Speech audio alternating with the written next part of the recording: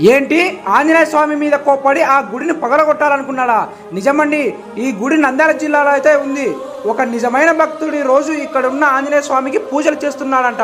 అలా రోజు చేస్తుండగా ఒక రోజు పూజ చేసుకొని అక్కడే నిద్రించసాగాడు. అప్పుడు అర్ధరాత్రి ఒక పాము వచ్చి అతనికి కుట్టిందంట. ఆయన లేచేసరికి ఆ పాము పోయిందంట. ఏందోలే అనుకొని అతను మళ్ళీ నిద్రపోయాడు. తెల్లవారేసరికి అతని కాలు ఏనుగు కాలు మాదిరిగా వాచింది.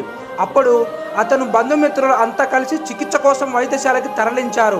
ఆ వైద్యుడు అతని బాగా పరిశీలించి అతని బంధుమిత్రులతో కాలు తీసివేయాలని అని అన్నాడు. మరుసటి రోజున వెంటనే అతని కాలు వైద్యులంతా కలిసి కాలు తీసివేశారు. చికిత్స పొందుతున్న అతని కుమారుడు ఆ గుడి దగ్గరికి పోయి నిత్యం నీకే కదా పూజలు చేస్తున్నాడని, నువ్వు కాపాడక ఇంకెవరు కాపాడుతారు అని కోపంతో ఆ గుడిని ఇలా చేశాడు. సబ్స్క్రైబ్ చేసుకోండి మామ.